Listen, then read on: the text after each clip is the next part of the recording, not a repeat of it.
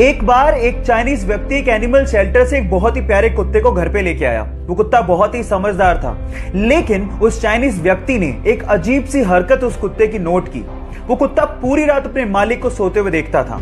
शुरू में उन्हें लगा कि शायद वो नया है, इसलिए एडजस्ट होने में समय लग रहा है, लेकिन जब वो लगातार ऐसा करता रहा तो उन्होंने उसे डॉक्टर को दिखाया। डॉक्टर ने कहा कि ये तो बिल्कुल स्वस्थ है। थक हार कर जब कुछ समझ में नहीं आया तो वो उसी शेल्टर में दोबारा गए। तो जो शेल्टर वाले ने जवाब दिया वो आप लोगों को सुनना चाहिए।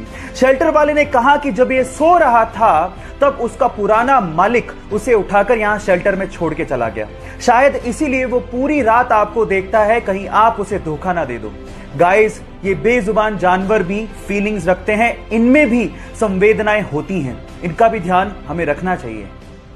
अगर मैं आपसे सवाल पूछूं कि 90 की उम्र तक आप अपने आप को कहां देखते हो, तो शायद आप लोगों का जवाब यही होगा कि या तो चारपाई पे या चार कंधों पे। लेकिन पटियाला पंजाब की मान कौर जी ने अपना एथलेटिक करियर 93 साल की उम्र में शुरू किया। सुबह सुबह 6 बजे उठकर 20 किलोमीटर दौड़ लगाना, और वो भी उस उम्र में, काबिले तारीफ था। और उसके बाद उन्होंने हिंदुस्तान को 100 मीटर रेस में, 200 मीटर रेस में, 400 मीटर रेस में और जेवलिन थ्रो में ना सिर्फ रिप्रेजेंट किया बल्कि गोल्ड मेडल तक जीत के दिए। और आज हम उन्हें चंडीगढ़ का चमत्कार भी कहते हैं, और आज वो फिट इंडिया कैंपेन से जुड़ी हुई भी हैं। अपने जज्बे से हिंदुस्तान का नाम रोशन करने वाली मान कौर जी को मैं सलाम करता हूं। गाइस, इस फोटो को ध्यान से देखिए। ये अब तक की किसी भी कैमरे के द्वारा ली गई सबसे साफ फोटो है। खा गए ना धोखा? एक्चुअली ये फोटो नहीं है। आप हैरान हो जाएंगे कि ये एक पेंटिंग है जो कि ऑयल पेंट से बनी है। इनफैक्ट ये इतनी ज्यादा क्लियर है कि पहली बार देखने से तो ऐसा लगता है कि शायद किसी हाई रेजोल्यूशन वाले कैमरे से ली गई फोटो है। ये ऑयल पेंट से बनी है, इसको भी चेक करने के लिए लोग मैग्नीफाइंग ग्लासेस का इस्तेमाल करते हैं। इस पेंटिंग को बहुत सारे अवार्ड्स तक मिल चुके हैं। ये पेंटिंग वर्ल्ड रिनोन चाइना के लेंग जून ने बनाई है। तो इस जीनियस आर्टिस्ट के लिए एक हार्ट तो बनता है। एक बार बहुत सारे मेंढक जंगल से जा रहे थे। अचानक से 2 मेंढक पैर फिसलने की वजह से दलदल वाले खड्डे में फंस गए। अब वो बाहर निकलने की कोशिश कर रहे थे, लेकिन निकल ही नहीं पा रहे थे। इतने में बाकी मेंढकों ने कहना शुरू किया कि इस खड्डे से बाहर निकलना मुश्किल ही नहीं, नामुमकिन है। यह सुनकर तो एक मेंढक हिम्मत ही हार गया और दलदल में फंसकर उसने अपनी जान गंवा दी। लेकिन दूसरे मेंढक ने हिम्मत नहीं हारी, वो कोशिश करता रहा और फाइनली उस खड्डे से बाहर निकल गया। इतने में बाकी मेंढकों ने उससे पूछा कि तुमने क्या हमारी आवाज नहीं सुनी थी, तुम कैसे बाहर आ गए? तो उसने कहा कि मुझे अच्छे से सुनाई नहीं देता, मुझे तो गहरे खड्डे में यह लग रहा था कि आप लोग मुझे प्रोत्साहित कर रहे हो, इस वजह से मैं बाहर आ गया। अब गाइस, यहां सीखने लायक बात यह है कि तुम ये काम नहीं कर सकते, इसको देखने के 2 नजरिए हैं। पहला, मैं ये काम नहीं कर सकता इसलिए हिम्मत हार के बैठ जाऊं। लेकिन दूसरा, ऐसा क्या काम है जो मैं नहीं कर सकता? नजरिया बदलिए, जिंदगी अपने आप बदल जाएगी। जब वो मात्र 14 साल का था तो उसके माता पिता का डिवोर्स हो गया। उसके बाद उसकी मां को और उसे बहुत ज्यादा परेशानियों का सामना करना पड़ा। जहां घर का खर्च निकालने के लिए उसकी मां को दूसरों के यहां काम करना पड़ा, वहीं उसे भी घर घर जाकर, बसों में जाकर स्कूली सामान बेचना पड़ा और छोटा मोटा पार्ट टाइम जॉब भी करना पड़ा। इस वजह से उसकी पढ़ाई भी बीच में छूट गई।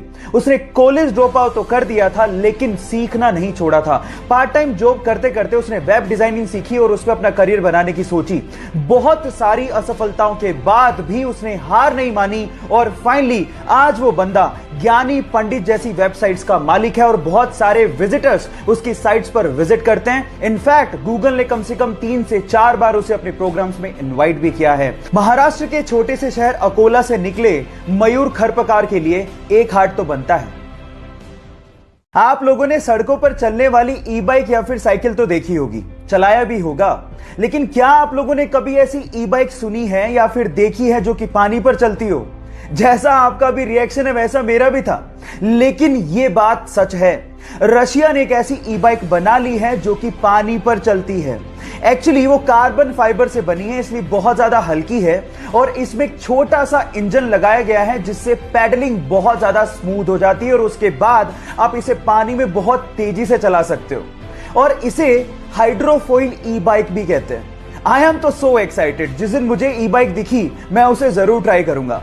लेकिन क्या आप लोगों को ये ई बाइक दिखेगी तो आप ट्राई करना पसंद करोगे? चैट सेक्शन में लिखना मत भूलिएगा। एक बार रतन टाटा अपने सहयोगियों के साथ जर्मनी के एक होटल में खाना खाने गए। उनके सहयोगियों ने वहां पर थोड़ा ज्यादा खाना ऑर्डर कर दिया था। खाना सबने खा लिया था, लेकिन फिर भी टेबल पे 1/3 खाना बचा रह गया। जब वो पेमेंट करके जाने लगे तो एक बूढ़ी औरत ने उनसे कहा कि हम आपसे बहुत नाराज हैं क्योंकि आपने खाना बर्बाद किया है। इस पर उनके सहयोगियों ने कहा कि हमने खाने का पूरा पेमेंट किया है, आप कौन होते हो कहने वाले। इस बात से गुस्सा होकर उसने एक जर्मनी के एक ऑफिसर को कॉल लगा दिया। वहां पर जब ऑफिसर आया और उसने जब पूरी बात सुनी तो उसने 50 यूरो का जुर्माना ठोकते हुए कहा कि खाना उतना ही ऑर्डर करो जितना खाया जाए, भले ही तुम्हारे पास पैसे हों, लेकिन ये संसाधन पूरे समाज के हैं। गाइस, आज भी हिंदुस्तान में हर दिन 40% खाना वेस्ट किया जाता है और यह भी एक सच्चाई है कि हर दिन 19 करोड़ लोग बिना खाना खाए सोते हैं। इसीलिए खाने को बर्बाद मत करो, क्योंकि जो खाना बर्बाद कर रहे हो वो बहुत लोगों को नसीब तक नहीं होता।